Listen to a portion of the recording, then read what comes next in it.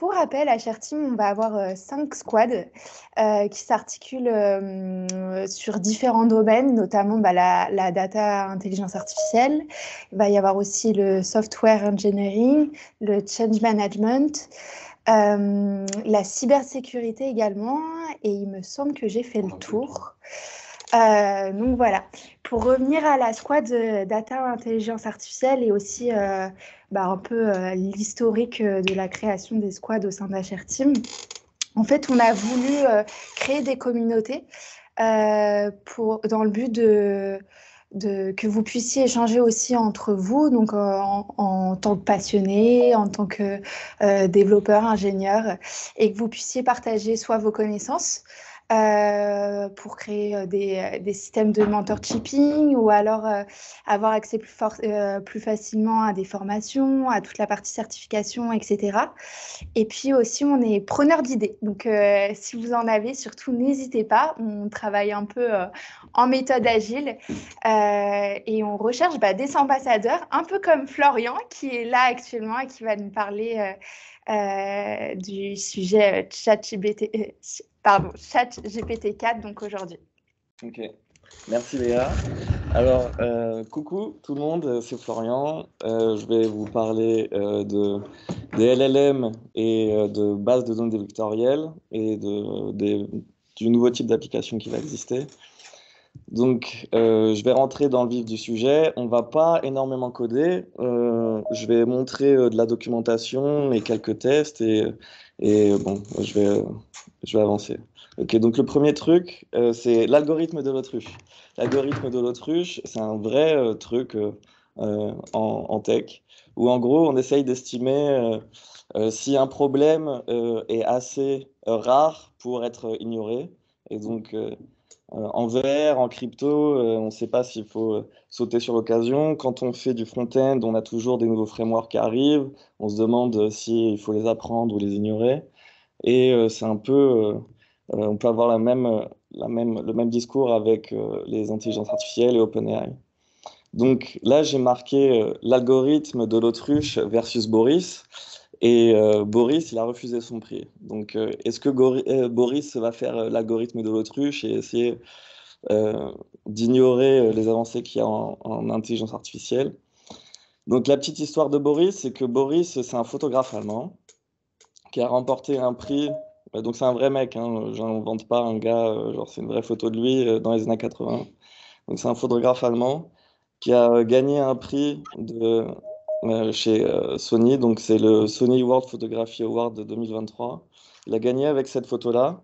Et il a refusé son prix parce que les photos générées par de l'intelligence artificielle étaient autorisées à concourir.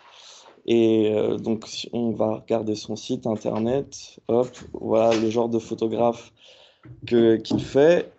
Et en fait, toutes ces photos-là, elles sont générées artificiellement. Donc, il a gagné, c'est un photographe, mais il s'est servi de Midjourney pour fabriquer ces photos-là.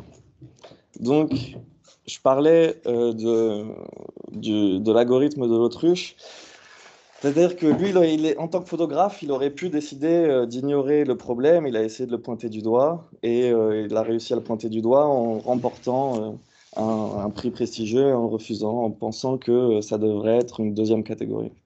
Donc ça, c'est la petite introduction qui amène à ce tweet qui est que les intelligences artificielles vont pas nous remplacer, mais c'est plutôt des gens qui vont utiliser de l'intelligence artificielle qui vont nous remplacer. Donc parce que comme la majorité de mes collègues, moi je pensais vachement que ChatGPT ou GPT-4, ça allait surtout nous permettre de produire du code avec GitHub Copilot. Je ne sais pas si vous connaissez GitHub Copilot. Donc ça génère du code et ça nous aide à écrire du code plus rapidement. Mais en faisant mes recherches, donc j'ai décidé de refuser de faire l'autruche et j'ai commencé à mettre mes mains dedans. Alors, si on va sur OpenAI et qu'on est développeur, on peut on peut s'enregistrer pour avoir une clé de développement et ça nous permet d'utiliser leur API. Donc là, il y a tout toute une documentation qui permet de comprendre comment on peut utiliser GPT-4 directement, pas seulement ChatGPT. Et donc, il y a des librairies qui sont disponibles en Python. Donc, il y a 2 librairies officielles. Il y a une librairie Python et il y a une librairie JS, JavaScript. Mais il y a d'autres librairies qui existent, qui ont été développées par la communauté. Donc, elles ne sont pas maintenues officiellement par l'équipe d'OpenAI, mais voilà, elles sont disponibles. Donc, vous pouvez aller dessus et puis même participer à leur développement, puisque la plupart, ils sont open source, j'imagine. Donc, on met sa carte bleue, on est facturé au token. Donc, un token, c'est pas un mot, ça peut être une fraction de mot. Donc, alors là, il doit y avoir le pricing quelque part. Est-ce que je le vois là? Non, je vais le trouver. Bon, c'est pas très important. Le pricing, c'est quelque chose comme 3 centimes tous les 750 mots, parce que c'est 1000 tokens. Et donc, est-ce que je peux trouver un exemple? Donc là, on voit qu'on met sa clé ici, on choisit le modèle ici. Ça, c'est du Python. Ok. Et le prompt, il va être là et la température est là. Donc, au lieu de fabriquer une application de démo et commencer à coder, étant donné qu'il y a beaucoup de gens qui sont commerciaux et qui ne codent pas, j'avais envie de simplifier les choses. Donc, ce que j'ai fait, c'est que je suis allé dans Playground et j'ai commencé à jouer avec ce Playground-là. Donc là, c'est une représentation en fait de ce qu'on devrait développer pour communiquer avec l'API. Donc, ce que je montrais juste avant en Python, ici. Là, ce qu'on construit en fournissant la clé, en fournissant le modèle, avec le prompt ici, c'est ce qu'on est capable de faire avec ce playground-là. Donc, c'est juste une interface graphique qui permet de faire ce qu'on ferait en codant notre propre application. Ici, on peut choisir le type de modèle qu'on veut utiliser. Par exemple, on peut utiliser GPT-4. On va avoir d'autres paramètres qu'on peut passer à l'API quand on fait l'appel. Et donc la température, ça va par exemple laisser de la liberté au modèle par rapport aux instructions qu'on va lui donner. On va lui dire s'il doit absolument respecter à la lettre toutes les instructions qu'on lui a envoyées, ou alors est-ce qu'il peut faire preuve de créativité. Créativité qui fait. Ma créativité, c'est-à-dire, en gros, il peut s'éloigner de ce qu'on lui a demandé. Voilà. Donc, dans l'objet JSON qu'on envoie à l'API pour pouvoir, par exemple, utiliser la fonctionnalité de chat, il va y avoir une clé système, après une clé message, et à l'intérieur de cette clé message, on va avoir 2 autres clés, user et assistant. À chaque fois, en fait, qu'on envoie une requête, on doit renvoyer tout ce qu'on a déjà envoyé. Donc, il doit y avoir l'historique des échanges qu'il y a eu avec le modèle. Donc, les réponses, elles sont envoyées dans la clé assistant et nous, ce qu'on envoie comme user, c'est dans la clé user. Donc,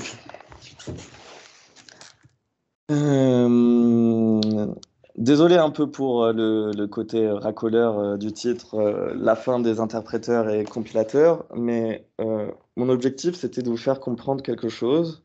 C'est-à-dire que je parlais de GitHub Copilot et de complétion de code et tout ça, mais j'ai découvert quelque chose.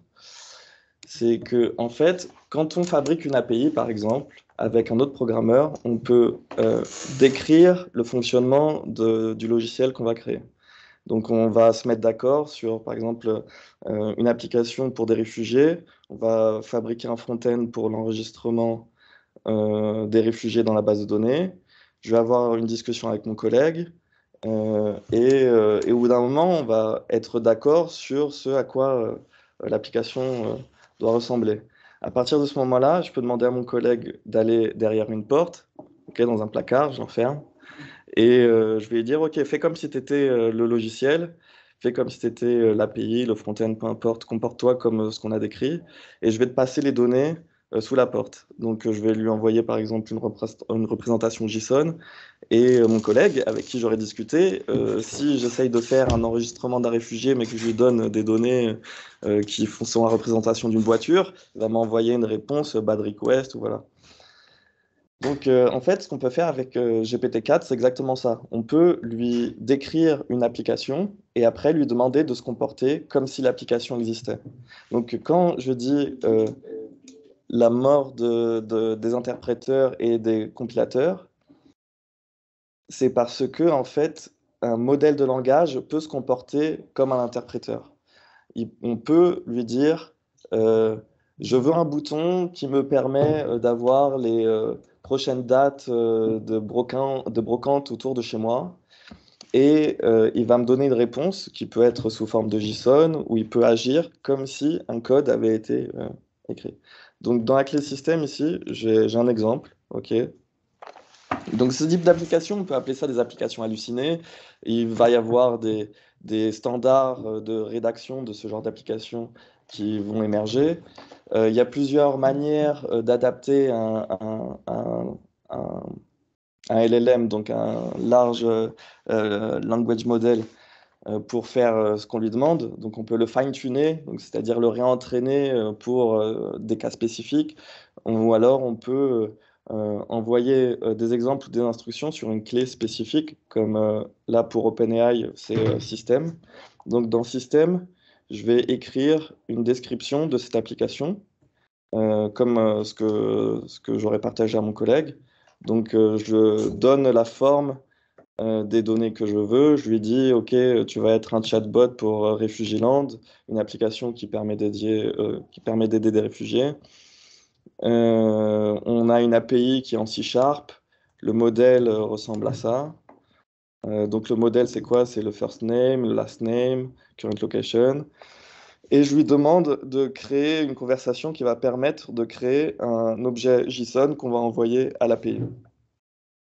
Donc il y a d'autres instructions. Par exemple, je lui dis d'exiter euh, early si l'utilisateur est un peu difficile. Mais ok, je vais arrêter d'en parler, je vais juste exécuter le truc pour voir à quoi ça ressemble. Donc là, je finis toute cette description en écrivant dans le système, ok, il y a un nouvel utilisateur qui est rentré dans Refugeeland. Donc là, je rappelle, j'ai paramétré pour avoir GPT-4 et la température, je l'ai mise assez basse. Donc, hello and welcome to Refugeeland. We're here to help and support you. Are you registering for yourself or someone else? Ok. Donc, je pourrais lui parler en français, je pourrais lui parler en ouzbek, il serait capable de switcher, de me répondre. Alors, great, let's get started. Probably me your last name, your first name. Donc, moi, je m'appelle Florian. Je peux même lui dire directement, my name is Florian Renard. Donc là, je dévie un peu de ce qu'il m'a demandé. Il m'a demandé juste mon prénom, mais je lui donne mon nom et mon nom de famille. Ok. Thank you, Florian. Now, please provide the middle name. Je vais dire que j'en ai pas. Thank you, Florian. Thank you, Florian. Now, please provide your current location. Donc, GPT-4 est plus lent que GPT-3, mais il y a une grosse différence au niveau du pouvoir de raisonnement. Il faut comprendre que les LLM, il faut les utiliser comme des moteurs de raisonnement plus que comme des moteurs de recherche ou de bases de données. C'est, c'est, euh, c'est vraiment comme ça qu'on peut exploiter la puissance de cette nouvelle technologie. Donc, thank you, Florian. And now, please provide your current location. Je vais dire 5 rue du Poulet, à Meudon, France. OK. Thank you for providing your location. Now, please share any additional details about your situation. OK. Oops.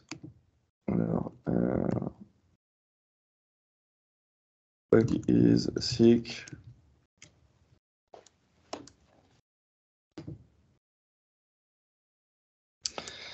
Ok, I'm sorry to hear that. Je lui ai dit que mon chien il était malade. We'll make a note of it. Are you open to work opportunities? Please type yes or no. Thank you for letting us know. Please provide your birth date. Ok, donc là, c'est pas comme si j'utilisais ChatGPT. Si je lui dis euh, euh, si j'essaye de dire n'importe quoi, il va rester concentré sur le process d'enregistrement.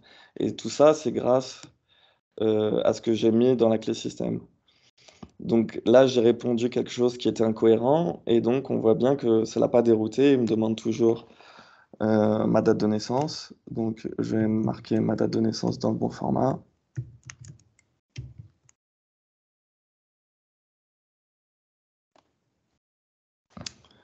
On y est presque, on y est presque. Donc, j'ai un copain qui a essayé de hacker le système en essayant de mettre des caractères spéciaux dans le nom, dans les réponses. Et donc, ça a répondu automatiquement, désolé, on ne peut pas prendre de caractères spéciaux dans l'enregistrement. Et en fait, il a réussi quand même à faire passer des caractères spéciaux en faisant culpabiliser le modèle, en disant oh non, mais dans ma culture, les caractères spéciaux, ça fait partie de mon prénom, arrête de me discriminer, tout ça. Et c'est la manière qui a marché.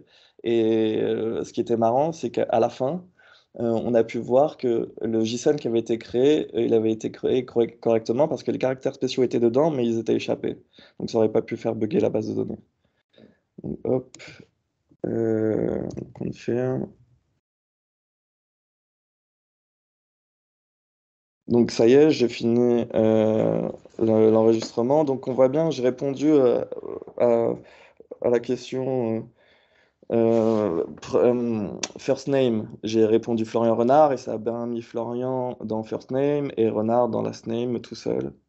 Ok. Et là, je vais dire quoi? Je vais dire ok.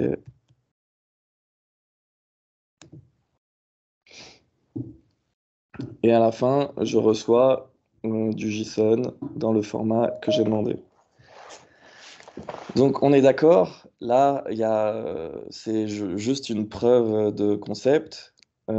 C'est juste pour faire comprendre que en 2 après-midi, euh, un- un- une application qui a été écrite comme ça en anglais, elle est beaucoup plus puissante que tout ce que j'aurais pu faire il y a 6 mois avec tout l'argent du monde.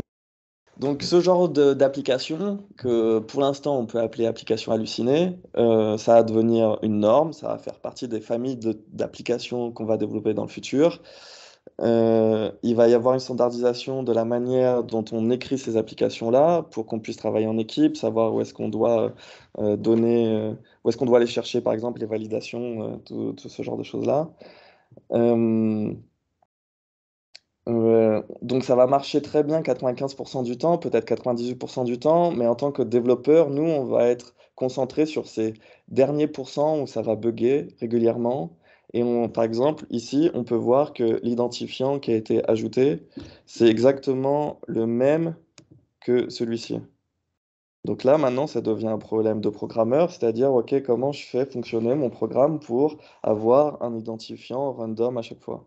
Donc, est-ce que je le fais manuellement? Est-ce que je passe toujours par le, le LLM pour pouvoir générer un identifiant? C'est ce genre de problème sur lesquels on va rester concentré pour faire en sorte de gagner ces 2 derniers pourcents, ces 5 derniers pourcents, où il y aura toujours des bugs.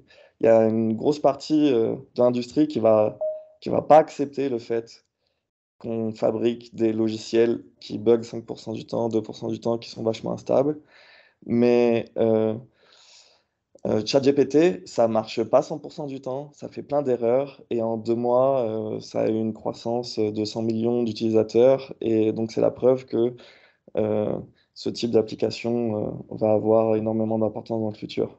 Donc, toujours pour revenir à l'algorithme de l'autruche, le fait que ChatGPT, pour moi, c'est remplacer Google pour pas mal de tâches, notamment au boulot, c'est une preuve que vaut mieux pas ignorer le problème.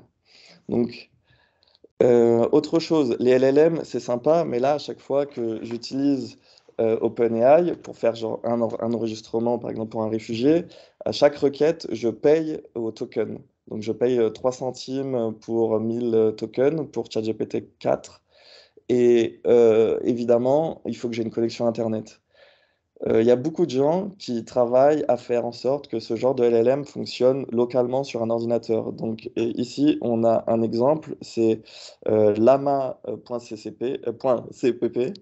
de Grégory Gerganov.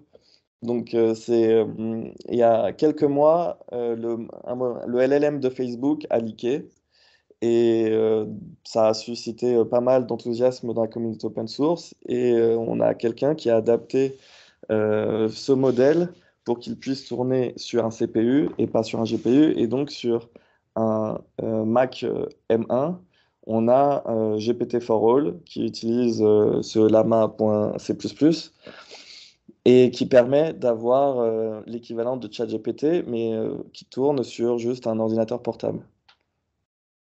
Donc, tout...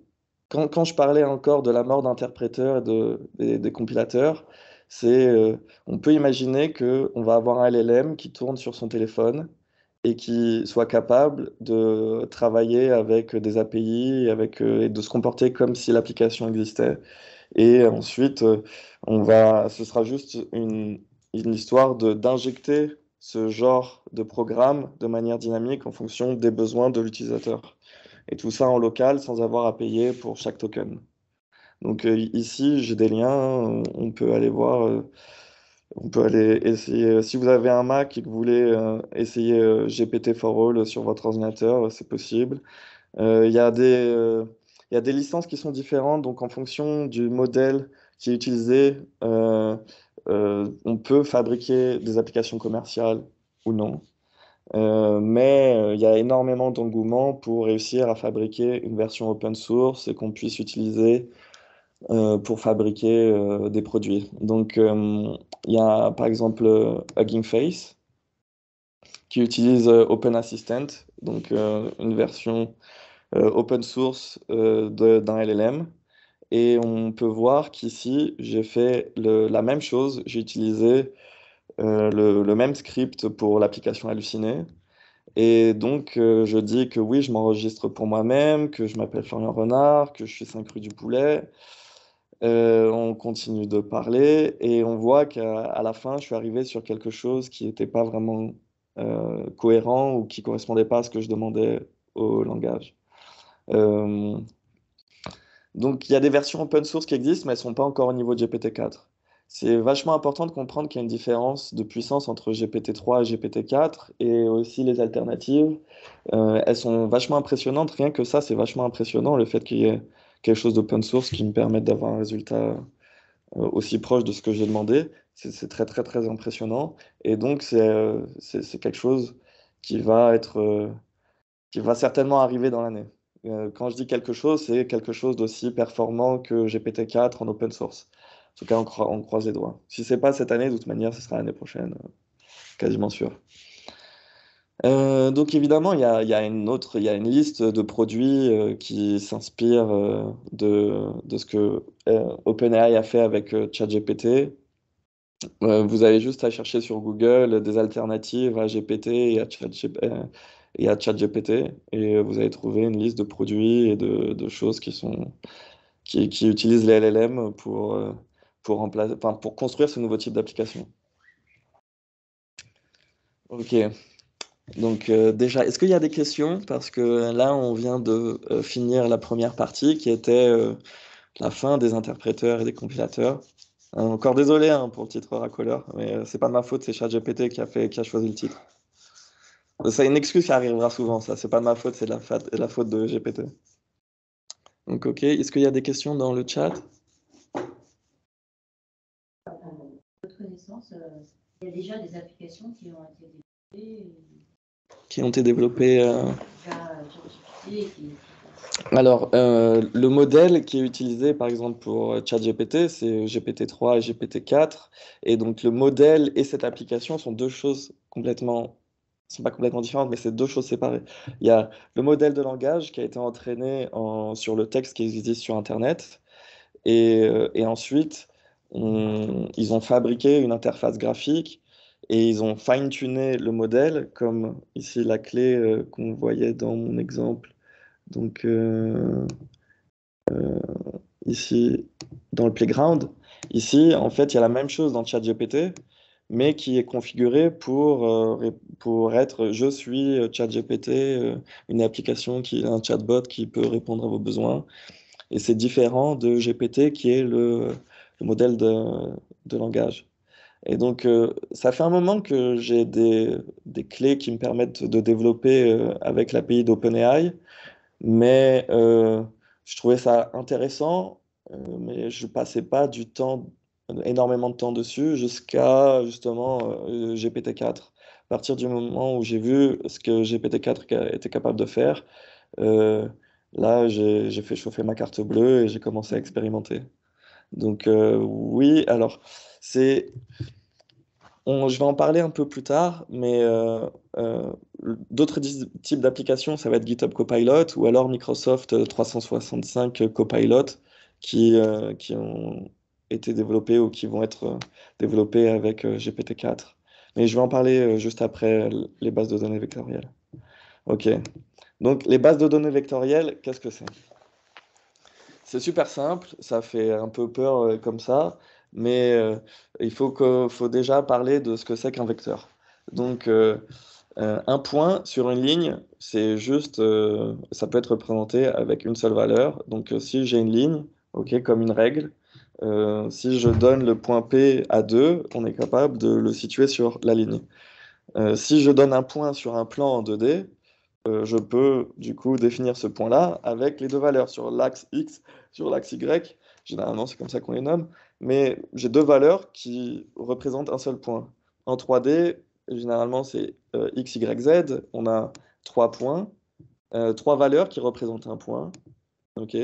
Et on peut faire ça indéfiniment. On peut arriver jusqu'à la quatrième dimension. Donc là, notre cerveau, il a un peu du mal à voir ce que c'est qu'un point en quatre dimensions. Mais, euh, mais ça marche en maths et il ne faut pas se poser de questions. Ok. Donc, si on est capable d'avoir des coordonnées qui permettent d'identifier un point en 2D, en 3D, on est capable aussi en 4D et on est capable aussi avec un nombre n de dimensions.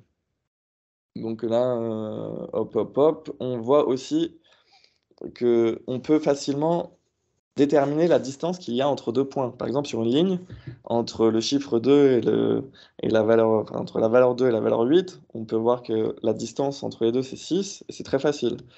Euh, si on fait ça sur un plan en 2D, pour une fois, on voit que les maths qu'on a appris au collège, c'est utile. On peut récupérer la distance entre le point d'origine et le point qu'on a là avec Pythagore. Et on peut faire la même chose du coup avec un autre point que celui d'origine. Donc on a un point P avec deux valeurs qu'il représente sur l'espace de deux dimensions. Et on a un autre point Q qui est aussi représenté avec deux valeurs. Et on peut calculer la distance avec des maths super faciles qu'on apprend au collège, Pythagore, voilà. Et on peut faire la même chose en trois dimensions. Et grosso modo, on peut calculer la distance qu'il y a entre le point d'origine et ce point dans cet espace 3D. C'est toujours, hein, c'est des maths simples, hein, c'est pas ça qui est compliqué. Mais c'est juste pour qu'on puisse aborder le sujet des bases de données vectorielles. Donc on peut continuer on peut faire la même chose avec des points qui sont dans n dimensions et calculer la distance qui sépare deux points dans cet espace de n dimensions. Donc c'est la même chose que calculer la distance entre ces deux points euh, dans un espace en 2D, ici.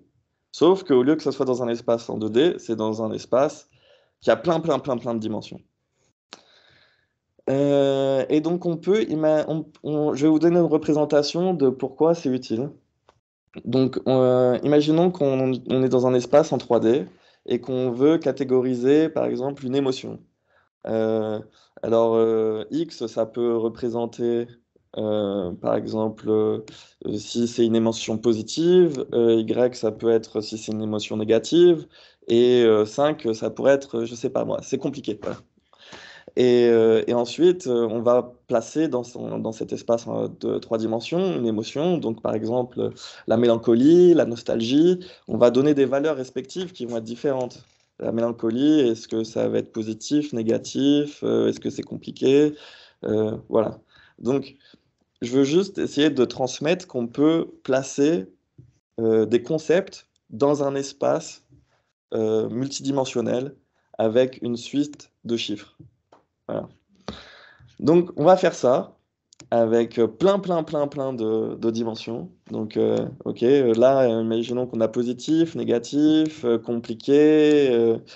Ça, c'est pain au chocolat, on s'en fiche. On a n caractéristiques sur lesquelles on peut mettre une valeur. Ce qui est compliqué, du coup, c'est pas de créer une base de données ou mettre ces coordonnées de points.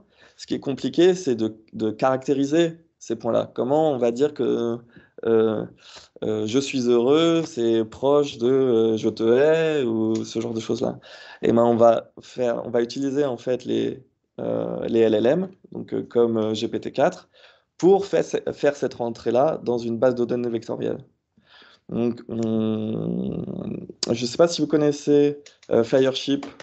C'est un YouTuber qui fait des vidéos super intéressantes et très courtes. Dans cette vidéo-là, il présente des plateformes de bases de données vectorielles qui ont le vent en poupe et qui permettent de faire ce que je vous ai décrit.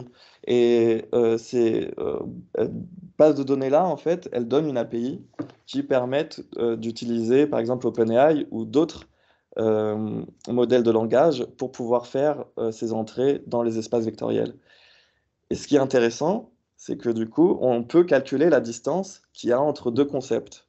Donc, l'équivalent de GPT-4 ou ChatGPT va prendre un texte, lui donner une coordonnée dans un espace multidimensionnel, prendre un autre texte et lui donner une autre coordonnée dans cet espace vectoriel. Et après, on peut demander la distance qu'il existe entre deux concepts. Donc, par exemple, si je reprends l'exemple des réfugiés et j'ai des hôtes d'accueil, je peux avoir des données qui me disent que des données par exemple en anglais où j'ai un hôte d'accueil qui va décrire son appartement, la famille sa famille, ce qu'il est, le genre de personne qui serait prête à accueillir, et je pourrais avoir le même genre de données d'un réfugié écrite en turc et qui a des concepts où il va pas utiliser exactement les mêmes mots, mais sémantiquement, le langage va réussir à placer ces deux descriptions à un endroit qui sera assez proche dans la base de données.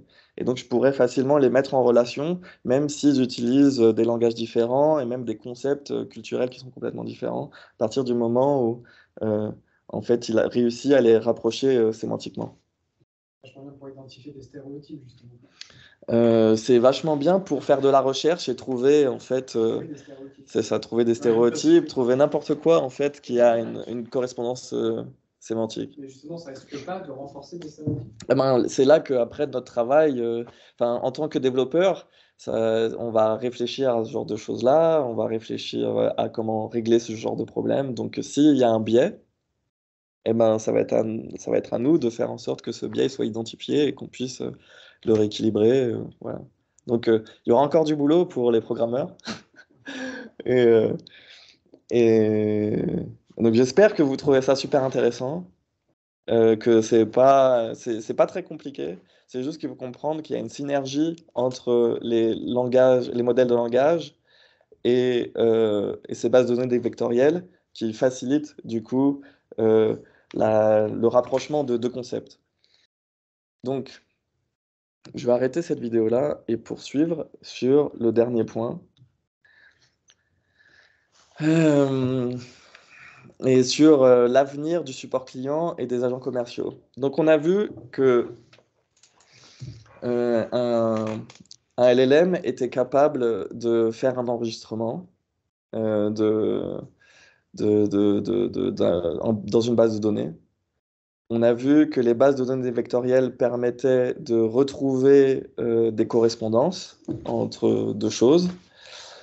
Et donc, on peut comprendre que si j'ai un problème avec ma Freebox, euh, euh, je vais pouvoir parler à une application qui va comprendre mon problème, le trouver dans la base de données et après récupérer ces deux données-là et les travailler pour me donner une réponse adaptée.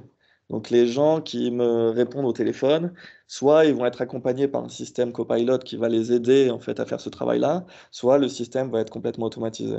Donc on posait la question d'applications qui sont développées avec ce concept-là.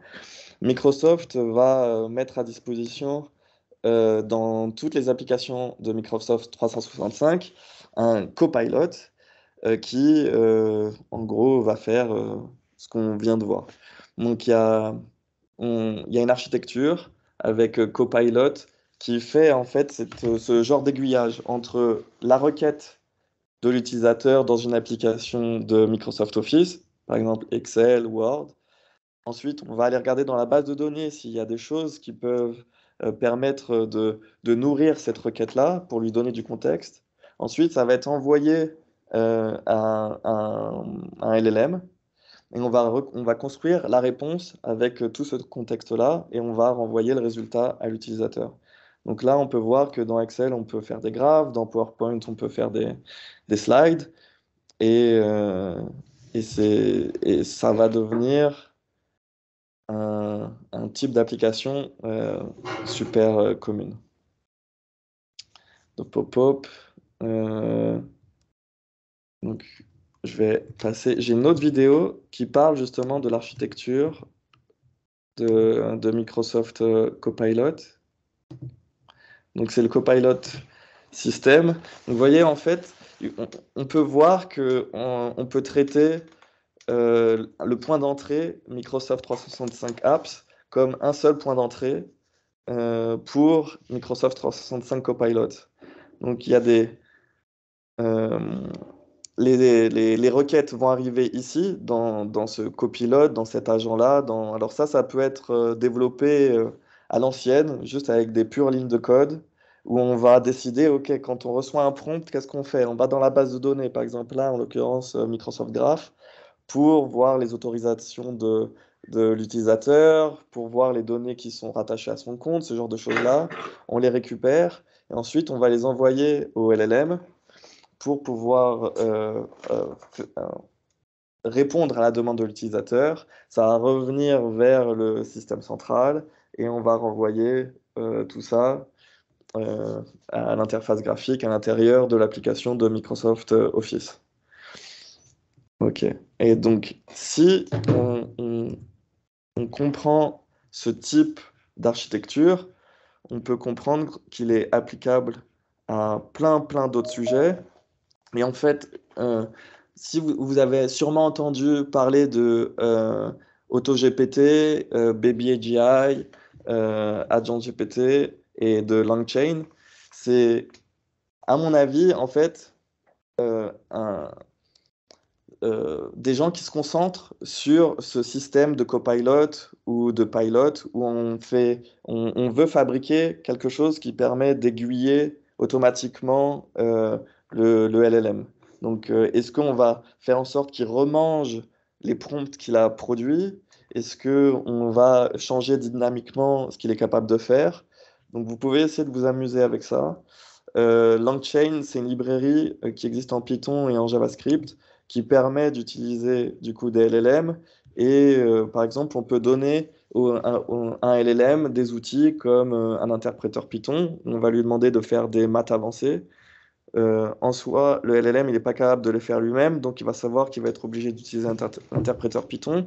Il va écrire du code en Python, il va l'exécuter et après il va donner la réponse.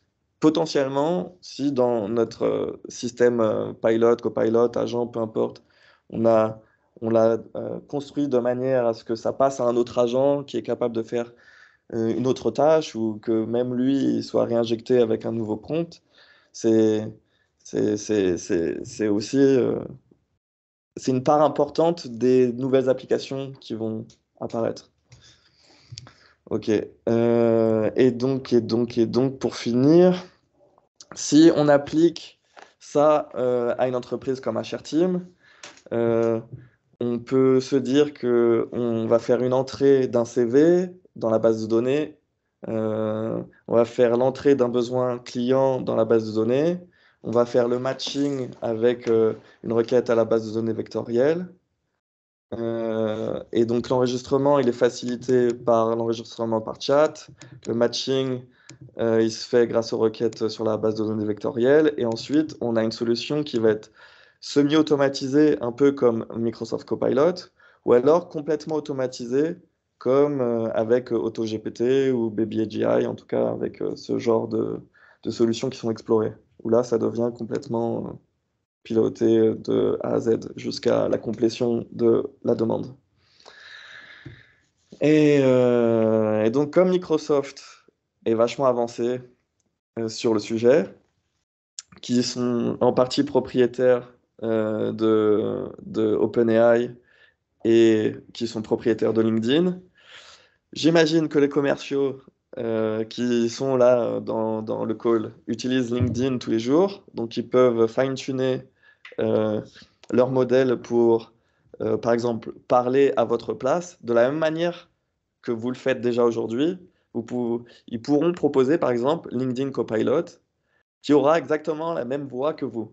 C'est-à-dire, il y a un historique d'interaction que vous avez avec vos clients ou avec vos consultants, et donc ça pourra prendre en charge ces interactions-là en se comportant comme vous le faites d'habitude. Et donc, c'est pas impossible qu'il y ait un LinkedIn Copilot qui arrive et qui puisse faciliter le boulot de commerciaux comme dans des boîtes euh, de recrutement comme Team. Donc voilà, ça y est, j'ai terminé. C'était un peu long. Merci beaucoup. J'espère que c'était intéressant. Et je suis ouvert à toute question. Et j'espère que ça vous a plu. Alors, moi, je vais parler. Je suis commercial chez Team, juste pour Vas-y. me présenter. Et, Attends, et je peut-être suis- parle dans le micro là. Bonjour tout le monde. Je me présente rapidement. Donc, moi, c'est Yann. Je suis responsable de la squad Software Engineering. Donc, moi, j'ai plutôt une approche support client commerce. Dans notre boulot, on a besoin aussi d'avoir une fibre humaine, entre guillemets. Est-ce que justement ces outils-là vont pas squeezer un petit peu cette fibre qui finalement n'est peut-être pas forcément matérialisable sur un outil technologique comme celui-ci? Est-ce qu'il pourra totalement prendre notre place? Parce que j'ai envie quand même de garder mon job. Donc voilà, j'aurais voulu en savoir un petit peu plus par rapport à ça. Personnellement, déjà, je suis pas capable de dire ce qui va se passer dans le futur. Mhm. Ok. Je pense que ça va t'aider à faire ton travail, dans le sens où moi, je me suis fait recruter par Team et j'ai dû répéter 5 fois exactement la même chose à 5 personnes différentes. Mhm. Et là, moi, ça m'aurait plu de pouvoir juste le dire une fois et que les 5 personnes puissent, par exemple, interroger une version virtuelle, tu vois, Ouais, c'est bien. une version répliquée de moi et lui poser toutes les questions qui les intéressent. Et si la réponse n'existe pas, que moi, je puisse recevoir cette question directement. Et donc, dans ce sens-là, le process de recrutement, il peut être amélioré, Un petit peu plus facilité. quali. Ouais, Voilà, bien c'est sûr. ça. Ok. Qui serait responsable dans ce cas-là? Ton double virtuel ou toi? Qui prend la responsabilité de la parole? On recrute qui? On recrute. Et c'est des questions ouvertes et sur lesquelles il va falloir réfléchir. Et c'est vachement enthousiasmant. On peut être terrifié ou être enthousiasmé ou un peu des deux. Moi, je suis technopositif, techno-optimiste et je pense que juste on va vivre dans un meilleur monde, un monde où toutes les applications qu'il y a autour de nous, que ce soit celles de la médiathèque ou de la boulangerie, elles sont de super bonne qualité parce qu'un programmeur peut faire le travail d'une équipe de 200 programmeurs. Un commercial peut me connaître super bien sans avoir à me demander de me répéter 5 fois, ce genre de choses-là. Donc, je pense pas que ça va remplacer ton boulot, je pense que ça va faciliter ton boulot. Et, euh, et le truc, c'est que présenter l'information, par exemple, l'interaction orale qu'on va avoir au travers d'une visio, elle va être beaucoup plus importante que, par exemple, l'information elle-même, le CV ou les échanges de mails, parce que toutes ces informations-là, elles pourront être produites artificiellement par un LLM, Et donc, finalement, tout le monde va être capable de répondre. C'est un peu comme être capable de faire du calcul mental. Ça n'a pas beaucoup de valeur parce que tu as une calculatrice même sur tes toilettes aujourd'hui avec ton Mhm. téléphone. Mais par contre, être capable de transmettre de l'information, être capable de, de, de susciter de la confiance dans son interlocuteur, ça va être super important. Donc, euh, un commercial, pour moi, aujourd'hui, a plus de chances de s'en sortir que quelqu'un qui va faire du support client bête et méchant, où ça va être juste, oh, vous avez ce problème-là, madame, d'accord, ils regardent dans une base de données, clic, clic, clic, ah, c'est ça le problème, donc je dois dire ça. Si tu écris et que tu réfléchis pas, tu es en danger.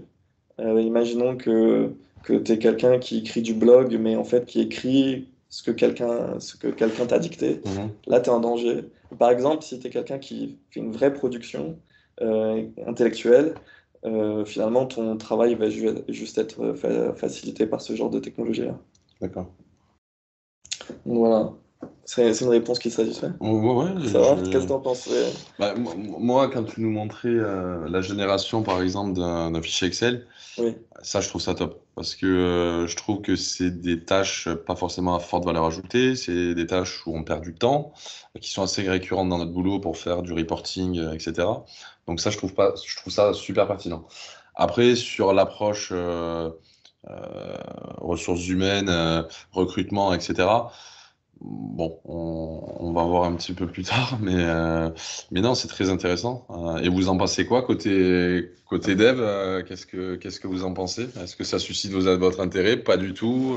Moi, j'ai été dev il y a longtemps. C'est D'accord. plutôt le software, sur la notion de software craftsmanship. Mhm. Vraiment la valeur ajoutée du dev, parce qu'il y a vraiment le fait de. C'est artisanal.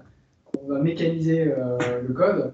Je me demande si le label va soit survivre, parce que du coup, on va dire, il n'y a pas de chat GPT, c'est vraiment 100% un dev humain qui a vraiment pensé à son problème, ou alors ce sera complètement chanté, parce qu'on ne pourra plus dire que c'est artisanal, non, parce qu'il y a un côté hybride artificiel. Donc moi, c'est le côté un peu le label des devs qui sont fiers de leur travail. Moi, sur le côté humain, je ne sais pas comment ça va. Après, est-ce que Craftman, c'est globalement des bonnes pratiques, des approches est-ce qu'une machine ne peut pas forcément être programmée, paramétrée pour ça, je sais pas. Pour rentrer dans le détail de ça, c'est vrai on a pas mal de clients qui développent sur de la cleanarchy, du TDD, etc., ce genre de choses-là. Est-ce que c'est un outil qui va pouvoir comprendre ces approches-là? Est-ce qu'ils vont pas faire du dev un petit peu générique qui peut correspondre à tous, mais où il va falloir mettre la main pour le custom, etc. Donc, il y a deux choses. Il y a la production d'une application générée automatiquement, donc il y a du code qui va être généré. Et là, le danger, c'est que le code soit approximatif et qu'il faille le débugger. Et en gros, maintenant, le code, au lieu d'être généré en 2 semaines, il est généré en 20 minutes. Mais par contre, au lieu de le débugger en 20 minutes, je vais passer 4 jours à le débugger, tu vois. d'accord. Et ça, c'est sûr que une peur qu'on a en tant que développeur, c'est de se retrouver à être obligé de travailler avec des bases de code qui ont l'air de fonctionner correctement. GitHub Copilot produit du code. GitHub Copilot, c'est comme ChatGPT, mais à l'intérieur de ton logiciel qui te permet d'écrire du code. Ça, tu commences à écrire quelque chose, il va te finir ta page, et le code qu'il te propose, il a l'air vraiment d'être du vrai code qui marche. Mais généralement, il y a un petit truc qui va pas. Quand tu mets le nez dedans en profondeur. Ouais, c'est ça, c'est ça. Okay. Et donc aujourd'hui, ça va, c'est cool, c'est impressionnant. Quand tu es programmeur et que tu lis ligne par ligne, tu es capable de choper les problèmes.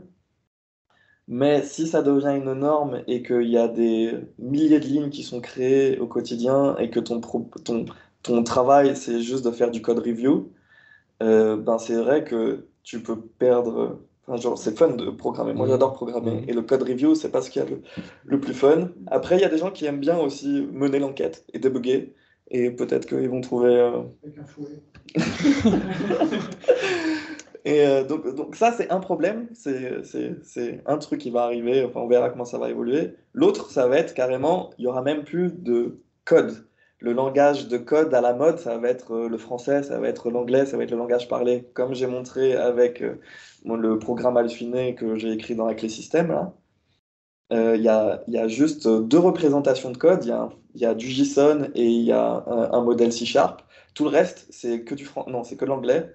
Et du coup, répondre aux besoins du client, ça va être juste de décrire le programme que tu veux. Donc, c'est sûr que si tu es un programmeur et que tu es capable de parler au langage, au LLM, comme si c'était un programmeur, il va te faire quelque chose de beaucoup plus précis. Il Bien sûr, faut que tu bien sûr. saches ce que c'est qu'un un fichier JSON, une API, enfin, certains protocoles, ce genre de choses-là, pour que tu puisses avoir un truc efficace. Tu peux pas juste lui demander fais-moi une classe qui fait ça. Alors, il y a beaucoup de gens qui pensent que c'est ce qui va se passer, qu'au bout d'un moment, on dira juste fais-moi ça et puis ça va faire tout seul.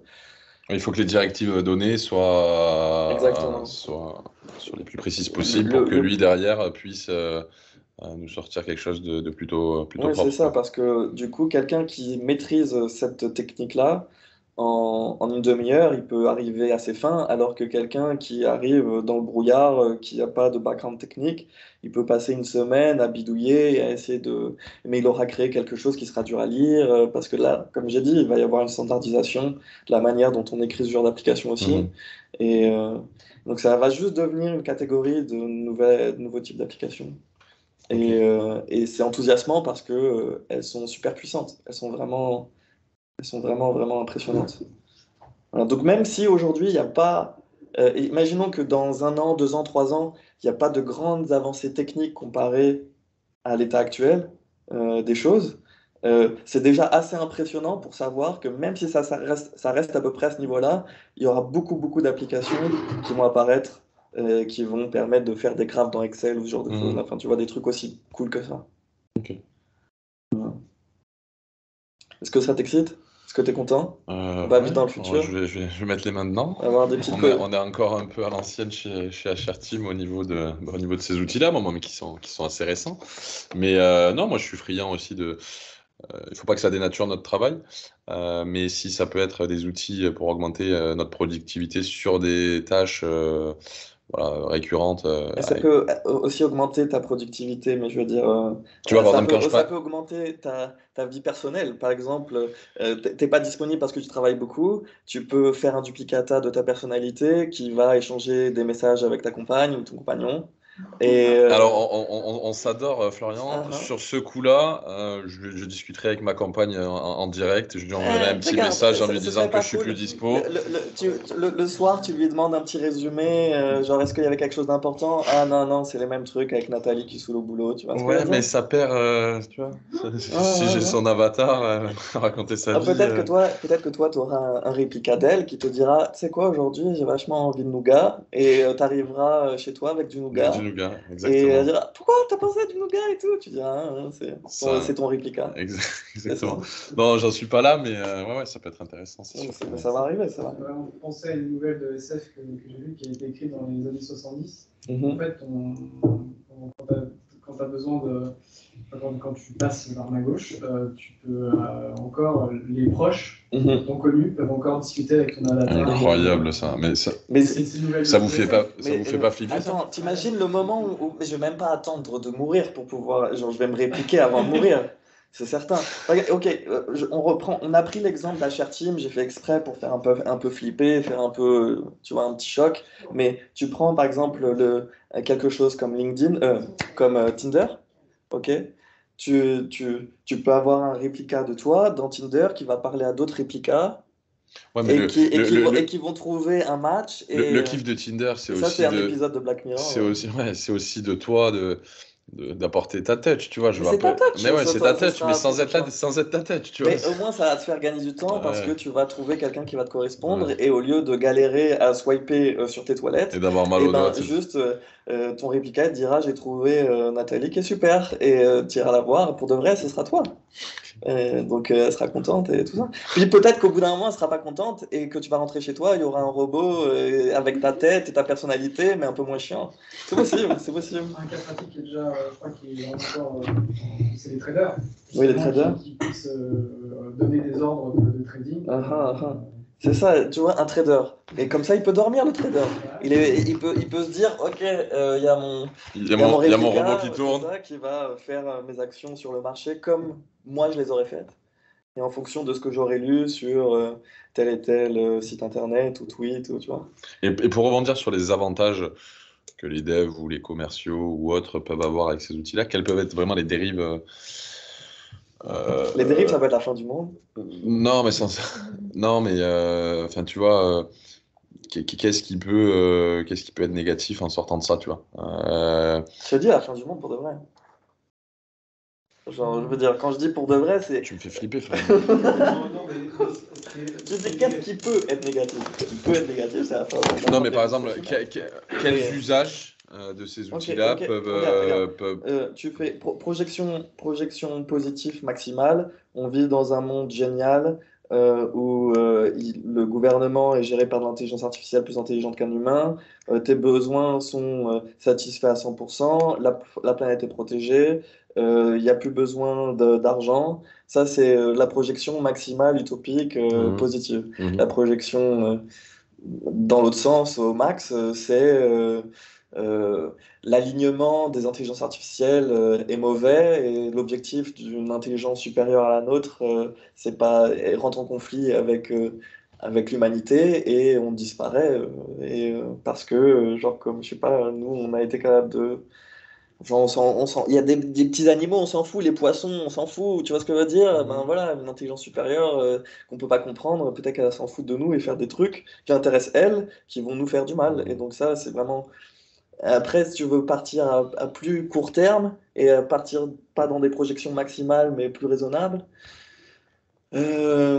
alors, il peut y avoir de la manipulation au niveau, donc projection mauvaise, ok, pessimiste. Il peut y avoir de la manipulation euh, de, euh, imaginons dans le monde politique, là, on a des algorithmes déjà. Ok, l'algorithme de recommandation Twitter. Il sait que plus il y a des conversations qui sont clivantes, qui sont dans le zeitgeist, là, plus il va y avoir d'interactions. Donc on est déjà en train d'entraîner une intelligence artificielle à promouvoir des sujets clivants. Et tu pourrais déjà te dire, est-ce que c'est possible qu'aujourd'hui, l'algorithme de recommandation de Twitter ait radicalisé quelqu'un pour qu'il puisse prendre une action dans le monde réel qui fasse qu'il y ait un événement qui augmente l'engagement sur Twitter parce qu'il y a eu un attentat et du coup les gens vont utiliser plus Twitter. Tu peux déjà penser que c'est possible qu'il y ait quelque chose comme ça qui soit arrivé avec les intelligences artificielles de recommandation qui existent. Donc ça, tu vois, tu peux pousser le trait avec les LLM et comment on peut... on a déjà appris en gros à des intelligences artificielles à manipuler l'esprit humain. Et là, ce serait encore plus performant. D'accord. Parce que ça peut discuter avec toi et par exemple ta petite copine virtuelle, ton réplica ou quoi, peut-être qu'il va te manipuler pour faire des trucs, tu vois, genre peut-être voter pour quelqu'un, acheter du coca, ou c'est ce que je veux dire. Et, euh, et le côté positif, ça peut être juste que tu auras moins travaillé parce que tu n'auras pas besoin de parler à autant de monde. Tu gagneras, tu rapporteras plus d'argent à ton entreprise parce que tu auras un outil qui t'aide à faire ton travail. Comme aujourd'hui, ton téléphone, ton ordinateur te permettent de mieux faire ton travail Bien sûr. que nos parents. Bah là, ce serait la même chose. Donc, positif, c'est tu fais gagner plus d'argent à la société, tu payes plus d'impôts, les gens ont besoin de moins travailler, leur cancer, il a été détecté parce que un cancérologue était en train d'utiliser de l'intelligence artificielle pour aider à faire le diagnostic. Et donc, ça, c'est une projection positive qui n'est pas poussée au maximal, mais qui peut te faire voir que la vie, elle va être plus cool au quotidien, quoi. Ok. Il y a Aurélien qui a marqué dans le chat.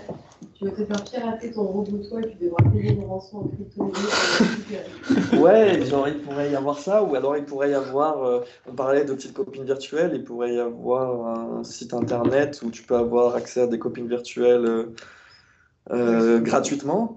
gratuitement, et puis après elles seront mises aux enchères, et celui qui aura payé aura une clé pour décrypter son esprit, et ça sera sur la blockchain ou un truc comme ça. Tu peux vraiment imaginer des trucs dystopiques à fond, et des trucs super positifs. Déjà, le phishing, les tentatives de phishing, se faire passer, vraiment personnaliser à fond Ouais, le discours pour des tentatives de phishing. Déjà là, Ouais, c'est déjà le cas. Ouais, c'est ça, genre. Il peut y avoir...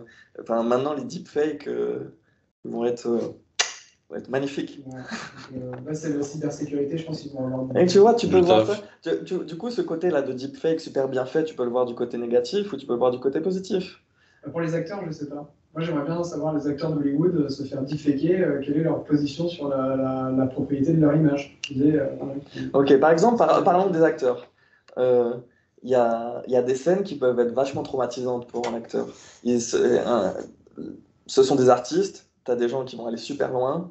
Par exemple, ils vont se laisser crever de faim pour pouvoir jouer dans Mécaniste, ou alors faire des scènes de viol ou ce genre de trucs-là super traumatisants, mais qui vont faire pour l'amour, tu vois, l'amour de l'art, l'amour de la belle chose bien faite. Et peut-être qu'on peut réussir à, à rendre leur travail plus facile, tu vois. Oui, mais ils sont payés par un studio de production. Et aujourd'hui, moi, la question, c'est le studio de production qui vont acheter leur image, ils vont plus posséder leur image. La société de production va détenir leur avatar.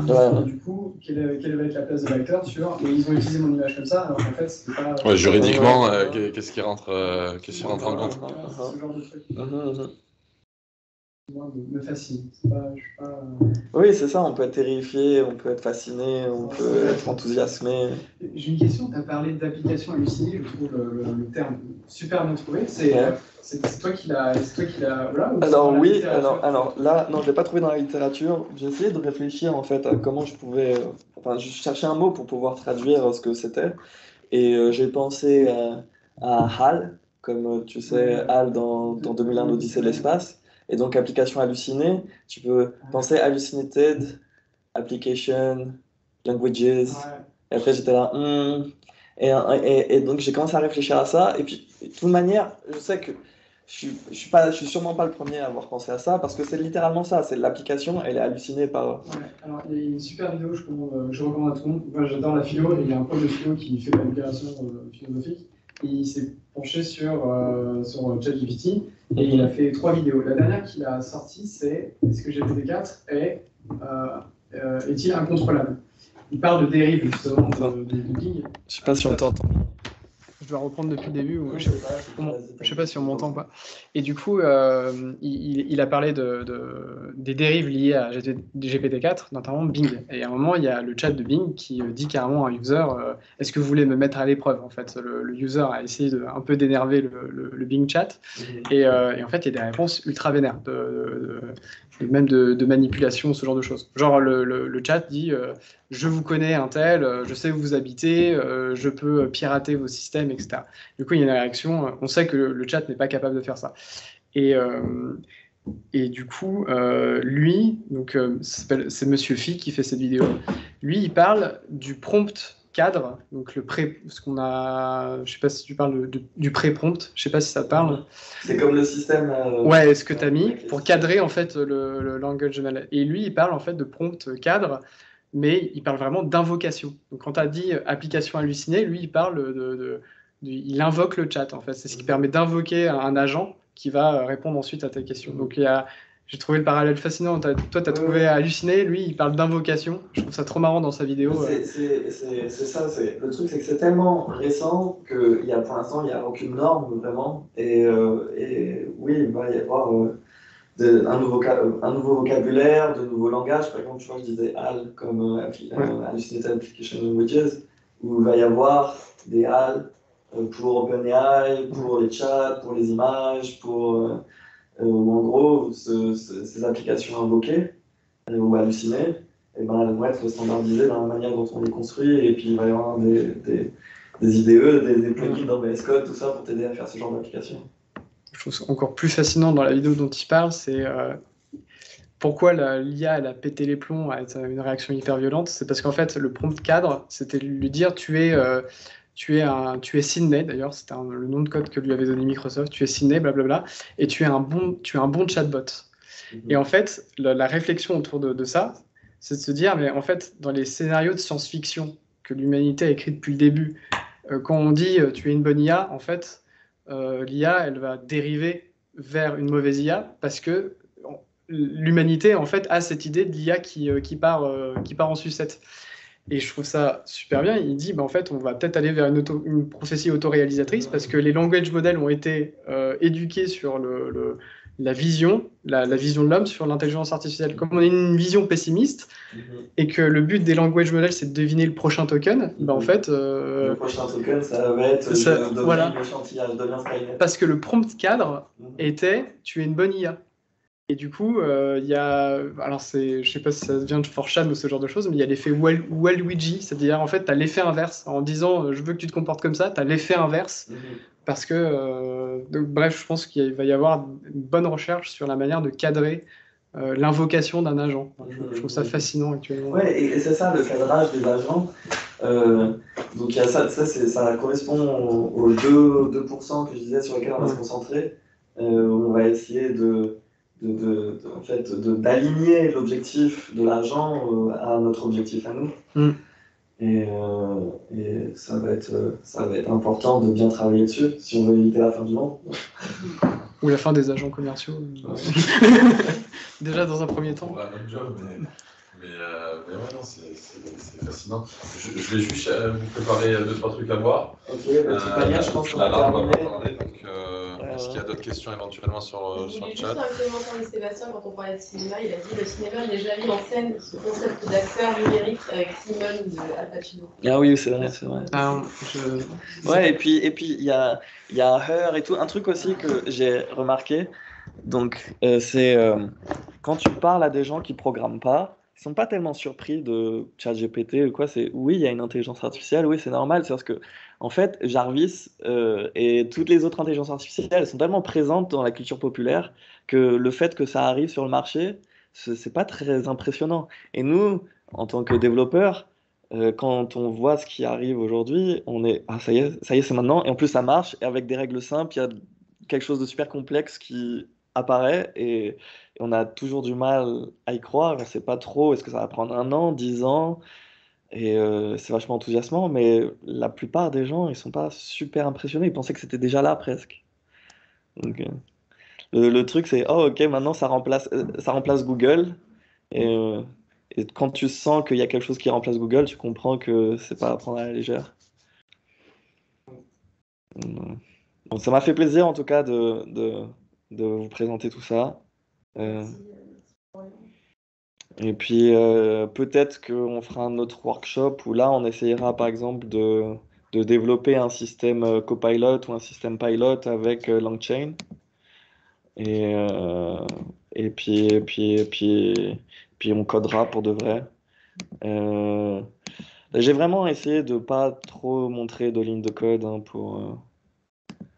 pour garder les gens qui sont pas programmeurs dans le loop, quoi. Voilà. Je vous fais des bisous. Merci à tout le monde d'avoir passé du temps avec nous. Merci tout le monde, bonne soirée. Et puis à bientôt.